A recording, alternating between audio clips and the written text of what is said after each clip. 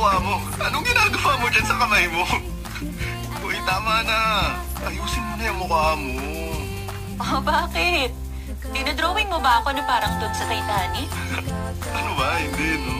Hindi ko naman kayang gayahin si Jack. Ano ba? Umayos ka nga. Huwag mo naman duraan yung mukha ko. Di mo pwedeng ganyanin girlfriend mo, no? Okay? Ba't mo ako tinawag na paktot? O, bakit ka natatawa sa paktoto, ha? Di ba? Dati naman hindi ka tumatawa.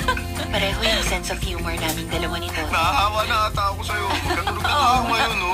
Pag kailangan namin tumawa sa harap ng iba, napapatawa namin ang isa't isa.